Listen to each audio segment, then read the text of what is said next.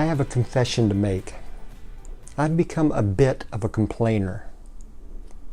Now, I don't know what happened. I don't like it, and I didn't used to be that way. I mean, used to, I was really upbeat, always saw the positive side of things. It kind of seems like as the stresses and demands of life increase, so has my complaining.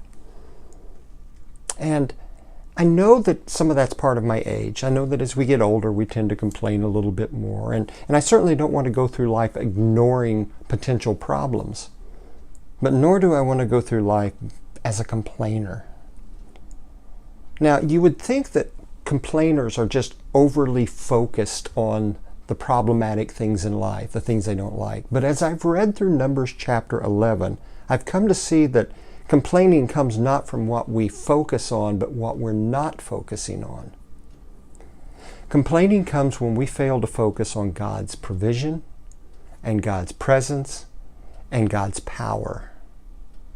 For instance, if I'm complaining because I feel isolated, because I feel like no one's with me, because I feel like I'm all alone, I'm failing to focus on God's presence. If I'm complaining because I don't have what I want or what I think I need, I'm failing to focus on God's provision.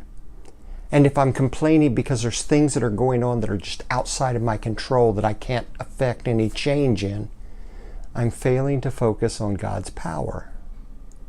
See, my complaining lessens when I focus on God's provision and His presence and His power.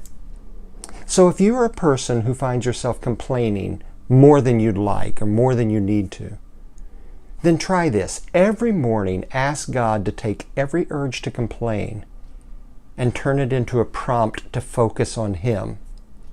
Because you see, if you want to lighten up, you have to look up. Here's to looking up this week. See you next week.